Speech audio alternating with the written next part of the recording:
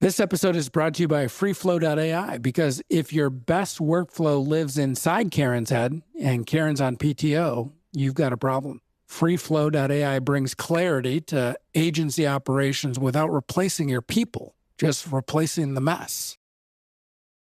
All right, ladies and gentlemen, from the Hartman Media podcast studios in Burbank, California, this is Risk Seller. My name is Brandon Shu. And I'm Nick Hartman, and we're not in Burbank, California. Brandon's sitting in Minnesota in his basement, and I'm in Texas. Erroneous. Everybody says that I am in Burbank.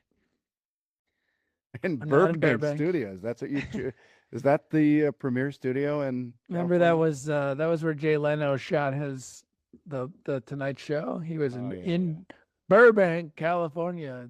The Tonight Show with Jay Leno, featuring Kevin Eubanks and the Tonight Show band.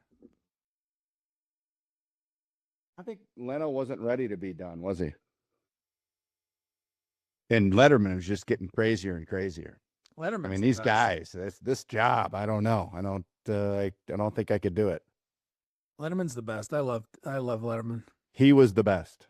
He was too crabby to do it after a while, but he is by far the best. As a professional podcaster, I can really appreciate his interview capabilities. His skills were top notch skills. Well, we're back. We got a big night here. Lots going on.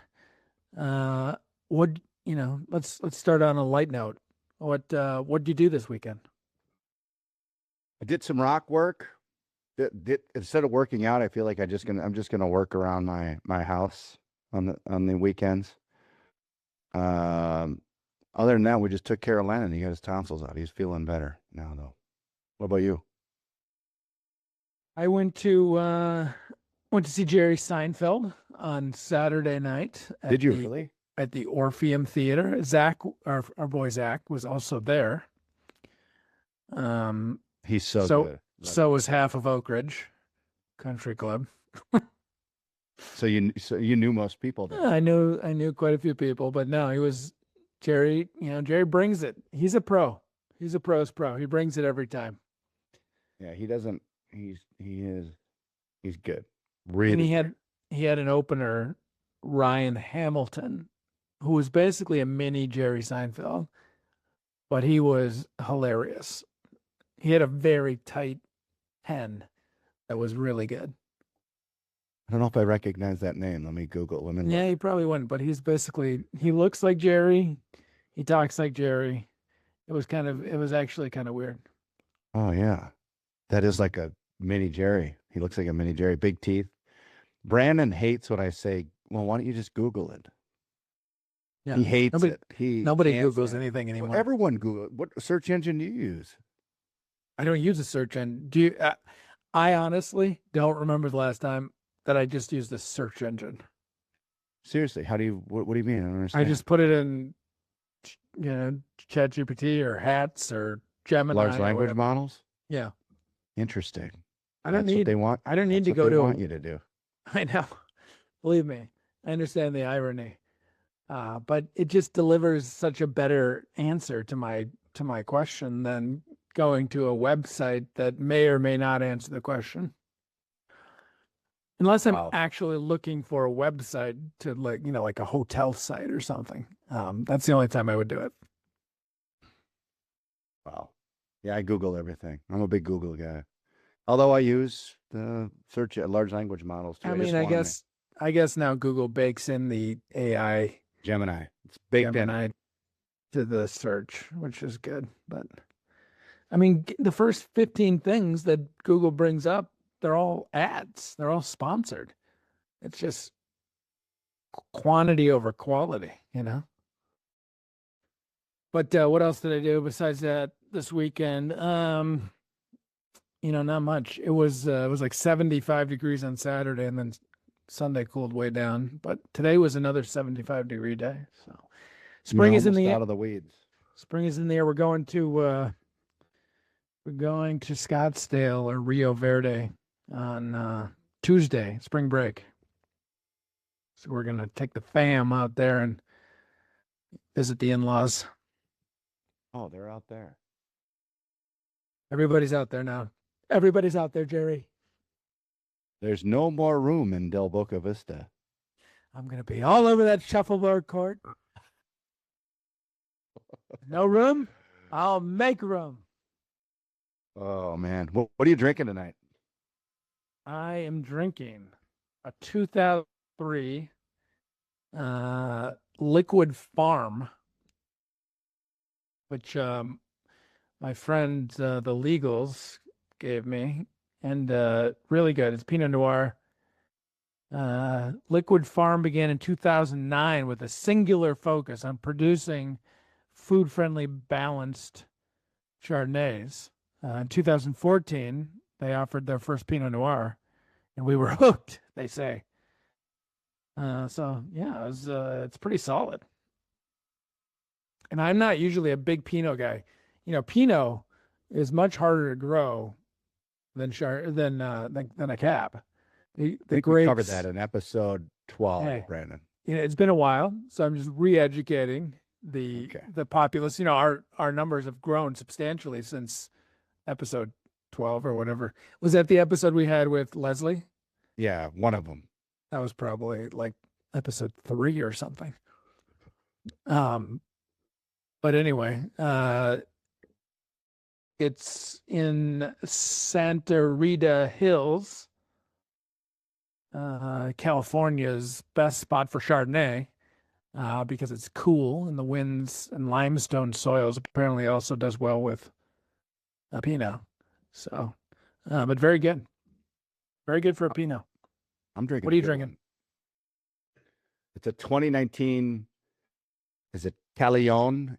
Callejon with the little symbol over the L, but Del Cremen. It's a Malbec from Mendoza. I was going to say, Valley, J in there. Argentinian Malbec. It's got to be Spanish or Argentinian. Yeah. Finca La Luz. It's a highly rated for its value. It's considered having a gold quality in terms of price to value ratio, which we're looking for here on this podcast, with the sophistication that well surpasses its price point. Hints of red fruit, black cherry, vanilla, and often a velvety structure and mineral character due to the 13 months of French oak aging. Ooh, mine has French oak aging too. Mine only has 10 months of French oak aging though. Well, it's the extra 3 that does it. But that's probably the Pinot because you can't age it too long, I would suspect. Yeah, the hardy Malbecs, no problem. Are Malbecs, Anyways, it's good. Are Malbecs hardy? I don't even know. I don't know. I know Pinots are wimpy. Pinots are they're not hardy. My price point, this is not a normal price point for us, but my price point is $48 to $55. So this is a good bottle. Oh, thank you, Legals. Wow, that was very nice of you. That's a nice bottle. Price of mine, 15 to 27 on the high side, but I think I paid like 20. HEB, baby. HEB. Heb. Heb. Heb. As we like to call it, Heb. Yep. I mean, we got some things to talk about tonight, by the way. We do. There's a lot going on. I know. I almost want to start with, let's start with this. We always love pricing corrections and what's happening in the marketplace.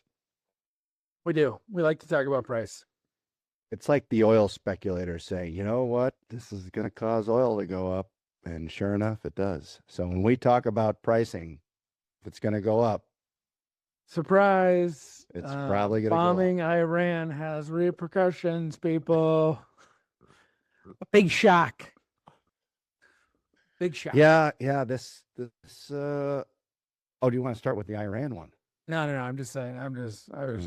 You can't even. Surprise. You're just licking up. I can't. I'm giddy. You can't. Giddy. No, line 7.3 billion in adverse loss development since 2016 and 2020, which that's funny because I think wasn't the most profitable. COVID is a profitable year, but 2016 to 2020, other lines of coverage, liquor, E&O, excess contractual liability, etc. They didn't price it right. So I think Yeah. So an there'll article be a came out. correction. It was somewhat authored or led by Zurich and Chubb, but it's industry wide. Effectively, what they're saying is that the losses are severely outpacing the premium, and it's new, so it's newer, more recent years here, and it's developed. This is the developed nature of these claims has just begun to spike. So, I mean, it goes to everything. It goes to inflation, social inflation, everything in those kind of categories. But clearly, they didn't price them high enough, and they didn't have big enough deductibles, or the limits were too big, or whatever. But the price per million was clearly not enough to make up for the claims exposure. Yeah, I mean, we talked to you remember just a few weeks ago, we talked to our friends in Fort Worth that said, I mean, that's good data from auto, working layers 0 to 100,000. And didn't he say his loss frequency was up, but what they noticed the most was the cost of settlement and the cost of claims and the payment of claims has gone up significantly. And they have a huge, I mean, that's in a category outside of commercial, but I think that's an interesting, auto liability is going to be a little bit of a problem, I think. Hurry up on these autonomous vehicles and make sure they're, let's all get them. Well, we're going to talk to our friend Chris Moore here, hopefully as part of this podcast. We'll see. We'll see at the end. We'll tell you if that came true or not. But Chris Moore is the head of the iBot Apollo Syndicate, iBot Syndicate 1971 in London. Just got bought recently by Skyward Specialty, but Apollo and iBot just came up with a autonomous vehicle product. So it'll be interesting to hear from Chris what his speculations, projections are for the autonomous space. So they paired up with Uber on this deal this facility that they're working on. So obviously Uber might be the big winner actually in autonomous. They have they basically have the access to the customer, right? Tesla is obviously a big car manufacturer, but they don't have the access to the customer like Uber does. I think it's like 70% of Americans have Uber on their phone. So I believe that. That's a big number. So if you're going to target for autonomous, if you're going to target somebody, Uber is going to be the gatekeeper, so to speak. They're basically the Apple App Store of autonomy, right? I saw a Waymo in Florida when we went down to Disney with the kids driving by us. I said, "Look at the kids. There's no one driving." They loved it. They're like, I can't believe it.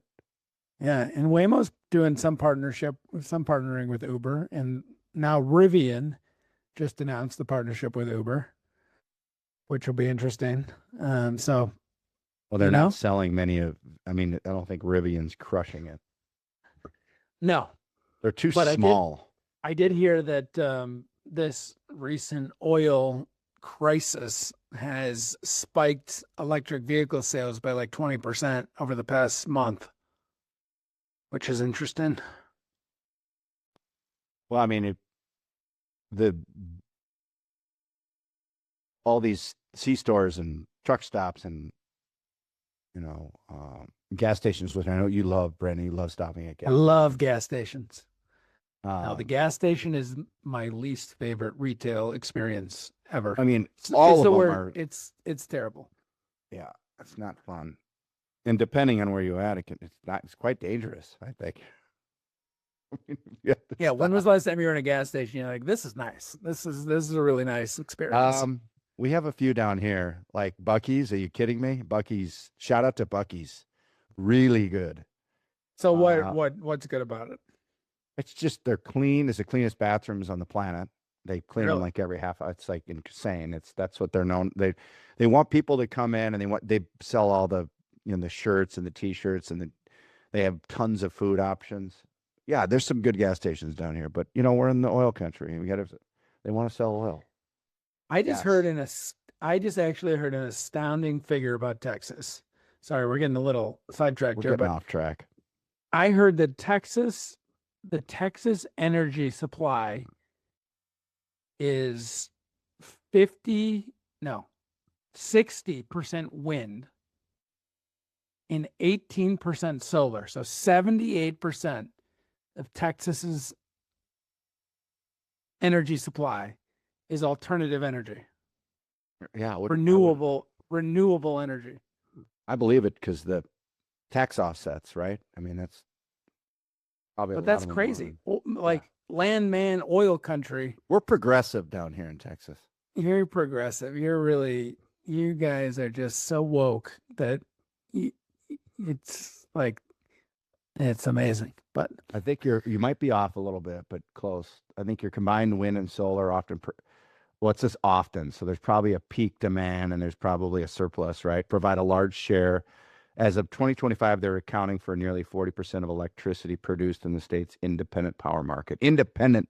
So that would be non-monopolistic, like if it isn't run by there isn't a monopoly, kind of like Excel up there. Like that's, I mean, some things should be a monopoly. I think you need power. Your power can't shut off, right? right. Private power is kind of strange.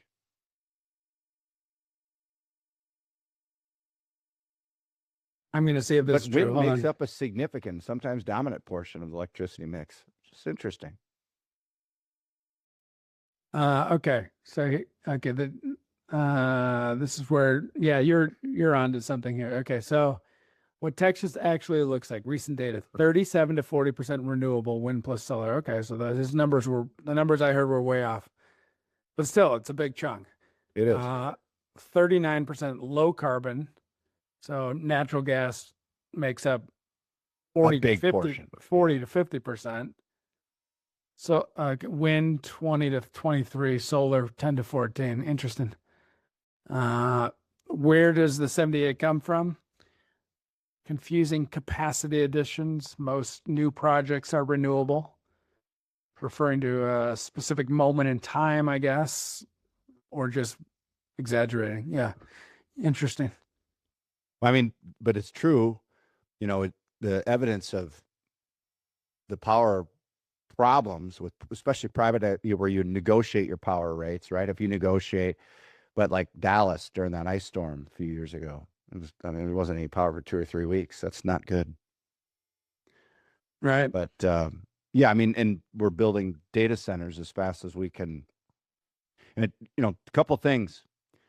You need a lot of water and you need a lot of power for these data centers, right? There was one that was just recently shot down. I think we talked about that a few weeks ago, or is that a different podcast I was on? It's all blurring. Are you I on? thought Are we you did. on a number of different podcasts? Yeah, I'm on every other week. I'm on a new one. Yeah. I see. Don't you be jealous. You're my number one. I'm happy for you. You're out there moving the needle, so I'm happy. But I'm not talking about insurance. I'm talking about data centers. Why they're a problem. What kind of data do we want to mine here? What's the point of the data centers? Let's talk more about data. How about what if it's a great segue? The meta ruling, social media liability explosion. This is something. So two things happen. First thing, Meta's found liable for their algorithmic addiction to kids and teenagers and everybody. So this is a big tobacco moment. Unfortunately, Absolutely. the numbers are just not big enough. Meta, what's the verdict? 14 to 20 billion? Yeah, 14 to 20, they're saying, with 42,000 plaintiffs plus plaintiffs. Right. Unfortunately, this is a drop in the bucket. I mean, it's a lot of money, but it's not enough. This is such, we talk about the the downside effects of social media. They're obviously catastrophic.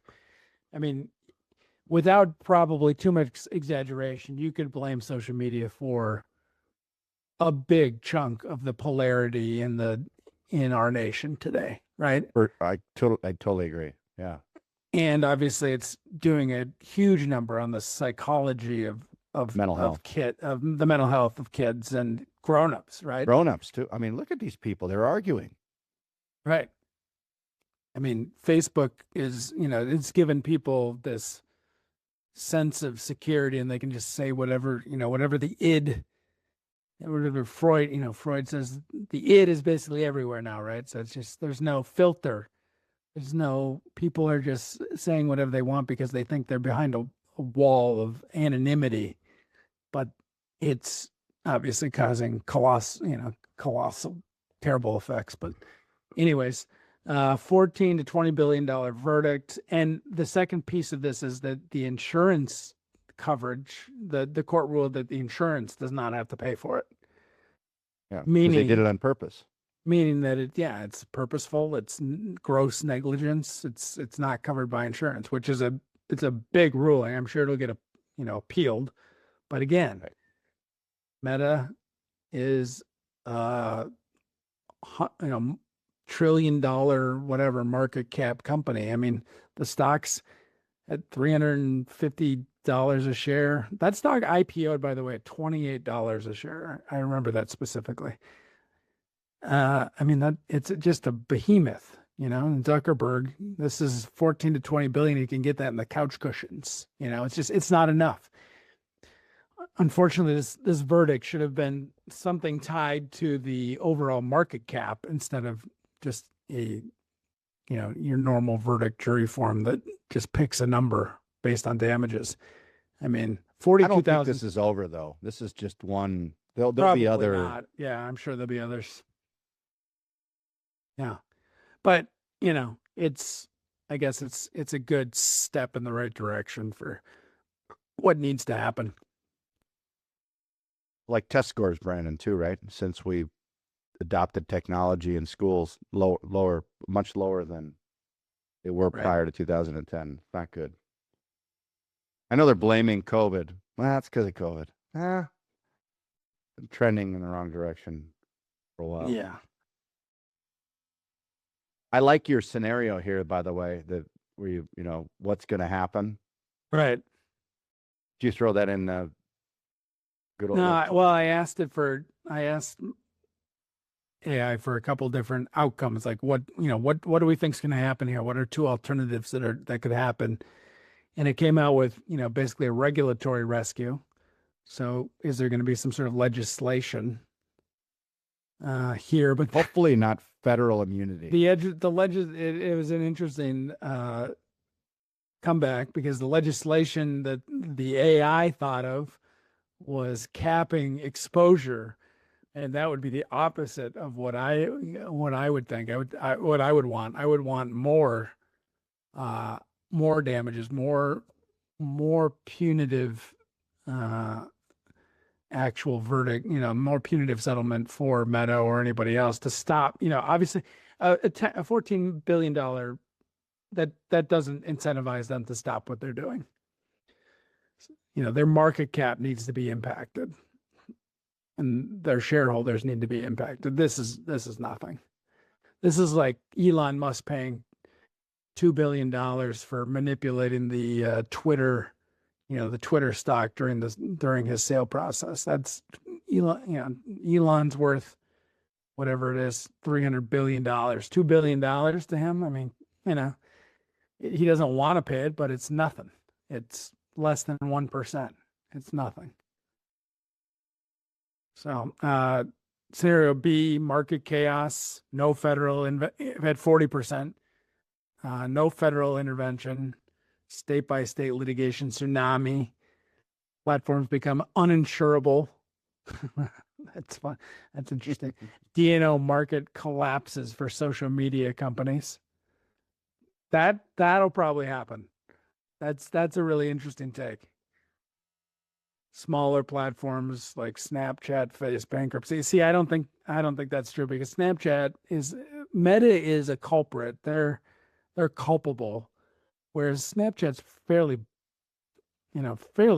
benign in terms of like what it offers up on the platform. It's not nearly as sinister, right? From that standpoint. I don't know that much about Snapchat, but I know that the kids use it a lot more than the adults do. But Had it not been for Snapchat, my daughter would not have been hit by the car because she was taking a picture of herself as she crossed the street in Miami. what? No, I'm just saying these stupid things. Like, where are we going here? Oh. You can't walk. Look at, we were in Miami a couple weeks ago. That's all we could see is people holding their phone up, taking pictures of themselves, looking at themselves. It's unbelievable. Live in the now, people. Be present, will you? Be present. Please. Stop looking at your phone. Hold on, I gotta look at my phone. Yeah, my phone just dinged. Yeah, I think TikTok though is more, is it user privacy. We can all sign off on these privacy agreements that are the fine print. Do we have to read all the fine print now and is that what we need to do? And every time we have an app or download an app we're supposed to understand what rights we're giving away, privacy rights. Is that true? Yep. Come on, that's dumb. That's the expectation. Well, Otherwise, we're going to sell you everything and sell it to third-party companies, and yeah, that's crazy. That's our data. Remember, I'm a freedom guy. you're a big freedom guy. Big freedom guy. Don't tread him. I don't want anyone looking at. I got a quote. We talked about GM Insurance, and the disclaimer was, nope. I listen. I got to read this. It's got to be recorded. We will sell your third-party information if we collect it, but we'll give you a 20% discount on your insurance. And I'm not a bad driver. I just don't want if the carrier wants to look at it, fine, look at it, see how I'm driving, maybe even underwrite, but don't sell it to third-party LexisNexis so then other carriers can, my relationship was with you, carrier, right? Not you selling it to other carriers or other providers. I don't want that. But if I decide to say, you can watch me drive, I'm fine with it. I don't speed. Don't you think I have a relationship with a carrier? The carrier shouldn't be able to sell and harvest and sell the data, right? And monetize that? Yeah, not without your permission. Permission. Come on. Yeah. Wow. Are we going live on this live stream? Yeah, we're going live. Are we going This live is not again? No, we don't do live stream. No, not live stream, but this is going live on on video? On the YouTube video. Well, the good news is I don't think there's a lot of people watching it, but it makes us more searchable. So there you go. On the YouTube, yeah, they prefer to listen to us. They don't want to look at us. We have, you particularly have a face for radio, so. I know. But a voice, body for TV though. Body for TV, man, you are cut. How about this?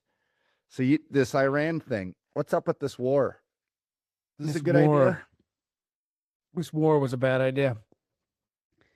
I just listened to a former MI6 Middle East operative that was talking about the war in Iran, and he basically said they've all but won the war here in terms of strategy. The first month or so, yes, we've sent a lot of missiles their way, but they have spread out. They have hidden, spread out. Their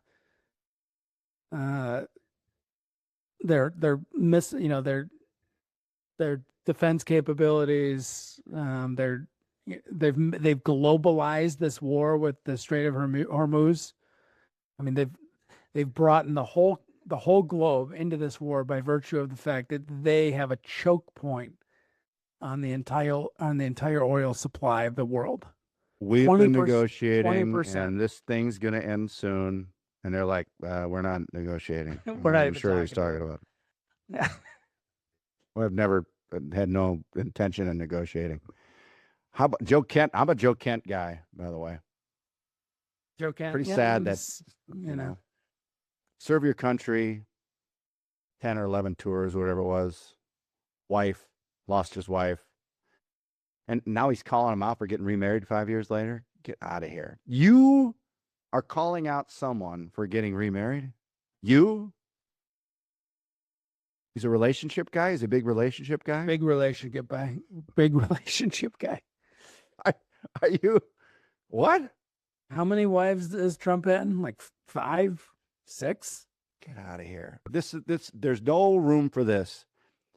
I know politics is a dirty game, but sometimes you just have to admit, and I was, what'd they say? Israel, they're going to bomb either way. We had no choice. We had to go in and we're going to lose casualties. That's what the story is, right? I think that's bull. That's apparently the story.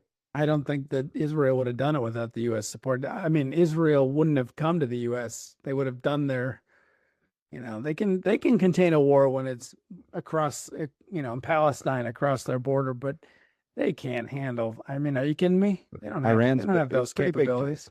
It's pretty big time. Iran is a worthy adversary. I mean, this is a couple thousand-year civilization or people. I mean, look around a little bit. Look at smart. Look at Ukraine and Russia. Like Ukraine, nobody had Ukraine on their bingo card for being able to do what they've done. But Ukraine is. They couldn't have done it without us. No, that's true. But I mean, just. But do you think long term Ukraine's going to be like? I think this is just going to turn into a like. All right, let's just figure out where the borders are. Here's your you can have your port back. Honestly, I don't know. I mean, obviously Russia is benefiting now from this Iranian conflict because of oil, but I mean their backs were against the wall prior to this. So it'll be, I don't know, but I'm not a expert on foreign affairs, but the lack of thought and consideration that went into this Iran situation. I mean, now fertilizer, now the food. So food has already been strained, right? Because Ukraine and Russia have 20% of the wheat, basically the wheat production. Oh, yeah. Yep. And now fertilizer, if this thing keeps going on I'm an anti-war guy. And ships can't go through, like now we have a fertilizer problem because guess what? Oil has there's oil and fertilizer are connected at the hip. So now we got that problem. And now this could have major implications for food across the globe. So what's the insurance angle here, you ask? Well, Chubb and the United States Development Finance Corporation are putting together an insurance facility to insure, I guess, ships going through the Strait of Hormuz. I don't know exactly what this facility is, but it's basically like TRIA, it looks like, where Chubb is underwriting it, but the government is backing it up. And administrating it. It is like TRIA or a flood. Right. Yeah. You just run it for us. Yeah. So who's paying it? Taxpayers, right? Not us. No insurance companies. This is basically just a conduit, a payment medium mechanism for how these losses get paid. But we're paying the bill. If you're a ship captain and crew, you're going to ask for a little more money to go through that strait.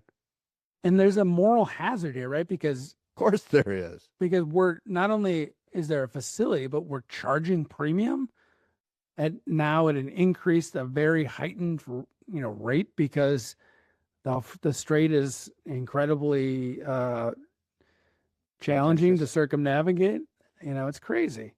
They're anticipating 2 to 3 billion in premium collected from 26 to 27. I mean, Will this be the That's- first autonomous ships, or are you going to get a lot of people to say, I'll be the captain, I'll be the crew?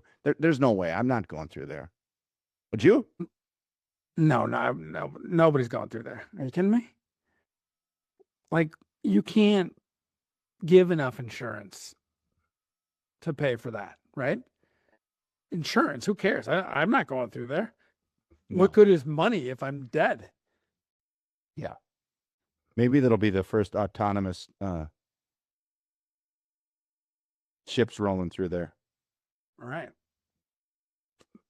So And there'll be some empty container ships, so Iran, they'll never know.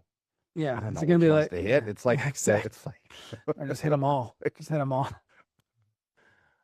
well, their water problem. Like if they say what they, hey, you go ahead, we're gonna strike you worse. Or we're gonna strike your infrastructure and your ability to generate power or deliver power to your citizens. And the Iranians say, no problem. We'll take out all the water ability for you to desalinate water.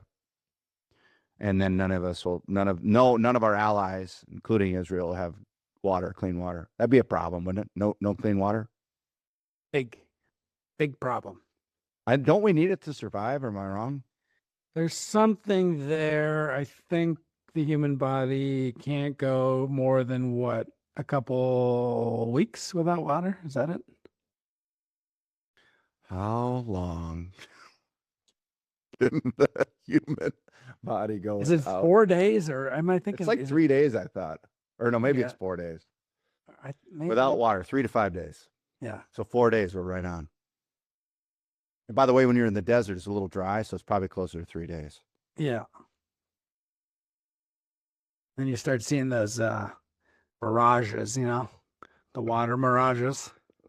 Drinking sand. Just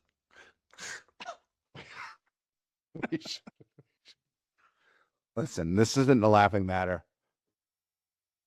if But you can't we grew up laugh, on these what do you mirage do? cartoons. We grew up on these Yes. cartoons that had the mirages. So it's not funny.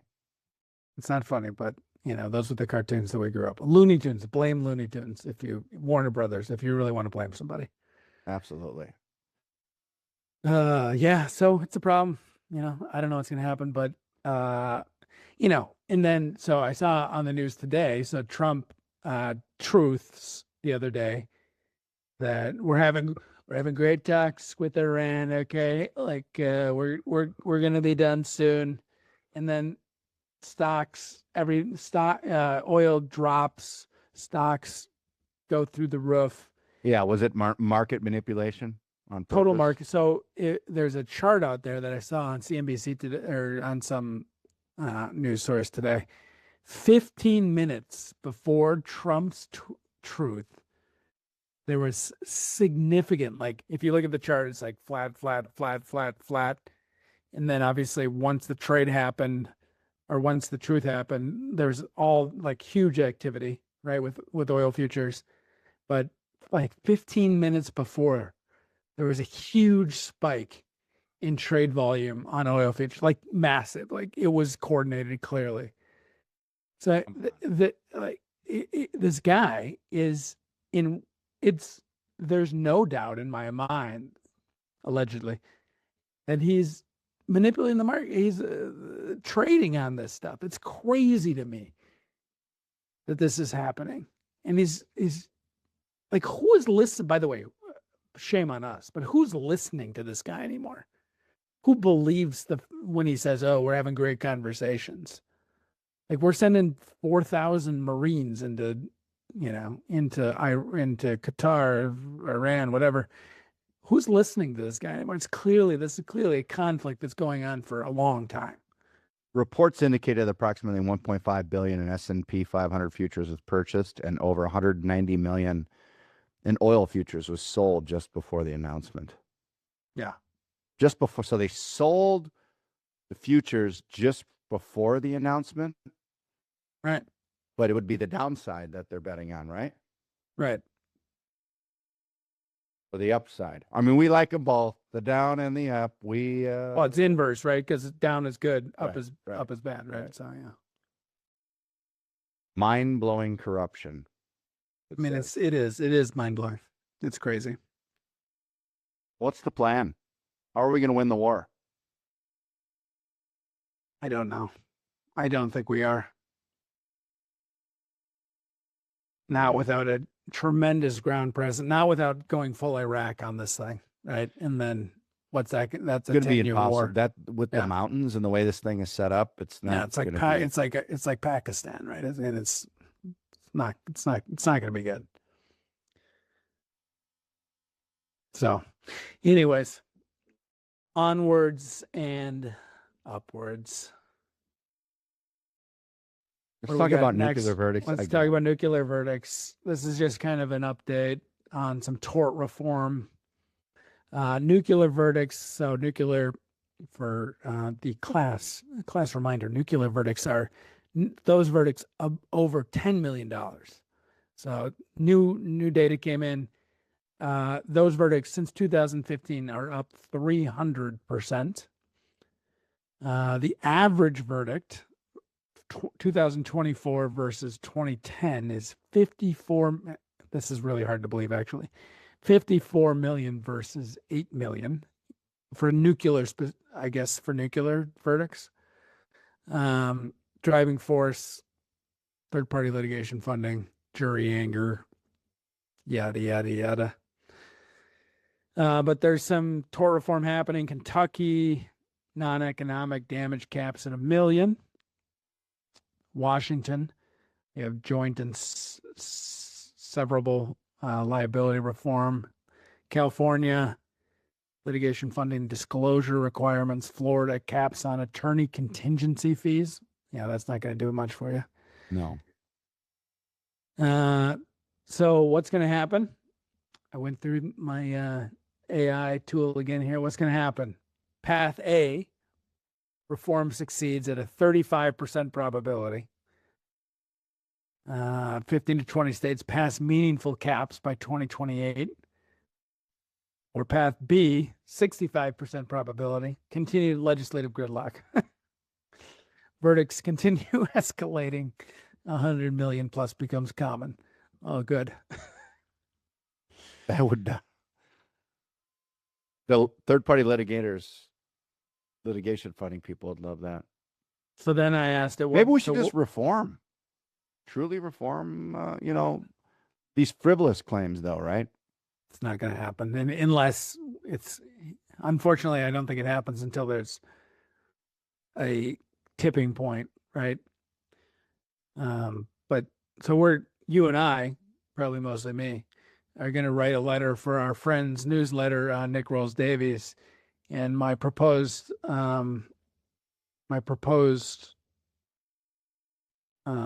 content is going to be on the acceleration of nuclear verdicts and how AI basically plays a role in the kind of exponential increase in verdicts.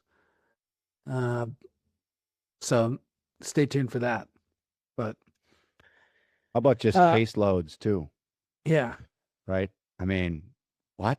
I mean, aren't people just going to get on the large language models and say, what can I sue someone for? How can I sue someone? We have a story about that here next. But so what are so what happens if there's no reform? So this is the AI talking here. Radical attachment increases. So $25 to $50 million retentions become standard. I don't know about that. That's crazy. I don't know about I think that. they're talking about maybe reinsurance. No, I think they're talking about reinsurance attachments, obviously, or big, maybe the big captive structure. Geographic redlining. That would probably happen. damper on the captive worlds, don't you think? If they're, but it might happen. That's a very interesting take on what if South Florida, California. That's super scary and interesting. Sector abandonment, which this is already happening. Already happening in some categories. So healthcare, trucking, product liability. Policy language tightening, nuclear verdict exclusions or verdict cap endorsements. I could see this. Totally will happen. Yep. Yep. It's happening already on a per claim, per like what was the claim situation per claimant? I mean, we know the one carrier who always plays games in that world that allegedly, but we won't have to talk about his name. And then the large buyers forced to self-insure. The example is the first 50 million, which again, that might not be too crazy. Premium explosion, 200 to 300% increases in There'll be no private reform businesses left. states. Yeah. So let's do some reform, people. We should reform. Because it doesn't look good. It doesn't look good. Did you feed that into more than one model? I did. I used Claude and I used ChatGPT both for that one. Claude, I have to say, Claude is really impressive. It takes more time. Did it give you a similar scenario? Yeah, these are mixed, so I did them both and then summarize the two. Oh wow. So these are both put together. But Claude's impressive. Like when we use a product called Hats. We're beta testing it. So it's basically a sandbox. So you can toggle between all of the LLMs and choose which one you want to use for a particular project, and then choose like the AI, the tools you want to use with it.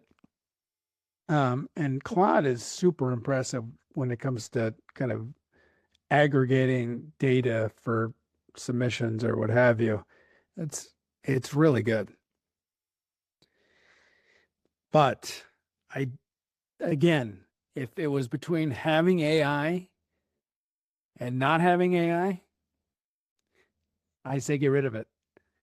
But as you can't say get rid of it and then put your head in the sand, right? You have to use it to keep up, or else you're just going to be ancient history. So that's what they say. I mean, is that what they say? I mean, I don't know if I'm not saying use it to replace people, but still use it for efficiency's sake, because it is startlingly efficient, right?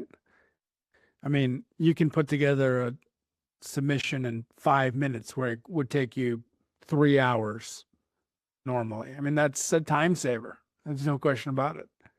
Well, it'll be what a great segue, because it'll be interesting who has to disclaim or how it, do you have to disclose? Do you have to, Yeah. This will be an interesting. Yeah. So I was listening to, this has been around for a little bit here, but I was listening to Clark Hill, actually, who we do a lot of work with in the outdoor hunting space for product liability, wrote an article about this ruling, the U.S. versus Heppner. So federal court basically said AI chatbot conversations are not protected by attorney-client privileges. Now, this comes into play because Seems obvious to me. yeah, people are, but it's not overly obvious, because pro se plaintiffs or defendants, or so pro se meaning people representing themselves, are now turning to AI because the information is there, right? So they want to use AI to effectively be their own attorney, but the federal court says AI chatbot is not protected by attorney-client privileges. So if a client uses Claude or ChatGPT to prepare for legal representation independently, all the prompts and outputs rule discoverable evidence. So If you put it into the public domain, don't you think it probably is going to be right. So discoverable? it's basically saying, if you put this out there, you're putting it out there for the model to learn off of, and that means that it's an open source, everybody has access to it. So AI is not a lawyer, which is it's a great ruling, great first ruling in this, because it is putting up some guardrails in terms of what AI can do and what it can't, right? I hope, honestly, I hope there's more rulings like that. That say you can't use AI, or if you use AI for this, watch out for the consequences. I don't want it to say you can't. I don't want anybody to say you can't use AI, right? Because now we're talking about limiting freedom, speech, You're freedom. a big freedom guy. I'm I a don't big know that freedom we guy. should limit it anything. Don't limit it, Moderate anything. but beware of the consequences, right? Right. There you So- go, Brandon. Now you're talking. Don't Yeah, tread on I me. mean, don't tread on me, bro. Bro, Bro. don't tread on me, bro. Well, You know? it was how people are using it and how it's like, was it you that said the habitation, like where it monitored rent prices in an area? Was it you I was talking to about that? No, Oh, but that well, sounds like something I would say. there you get him. I had what a chat. It's probably a different podcast you are. Different podcast, I'm sure, but it was a management company that used AI to kind of manage the rent rolls and what the rent should be in markets across the United States, and it did a too good of a job where there was an antitrust, and there was a class action suit saying we can't afford it, and they're using this tool. It's too good. It's like better than what humans would be. So it was an antitrust lawsuit. Like they used it and they outperformed every other management company or owner developer company. I'll have to look it up. Whether it's true, I don't know. I'm a big fan of antitrust. I'm a big trust buster guy. You know what happens when you break up big companies? All the little companies come out of it. Look at what happened when you broke up, Netscape and some of those early internet companies. They all nation's largest landlord agrees to stop using AI to track, analyze, and optimize rent prices in real time, moving away from the manual spreadsheets and basic methods. These tools analyze vast data sets, including local market trends and competitor pricing, seasonality, and occupancy rates to recommend optimal rates. So they're saying you can't use it. Interesting, huh? Yeah, good. That was Good. a while ago too. Well, so don't beware if you put into AI, because unless you want a jury of your peers to see it, don't put it in there. Or make Especially sure you have if you're the enterprise it's like version. you're doing something malicious. Or make sure you have the enterprise version where that's not training on your information. The algorithm doesn't train on it, which I still don't know if you believe that or not. Come on. Yeah. Like, I don't believe anything anymore. Hard to believe anything anymore. I told you a long time ago, truth is going to be the asset, a big asset of the future, along with water. We're going to need water. But truth, what's true and what's not true? Don't you think that that's going to be like gold?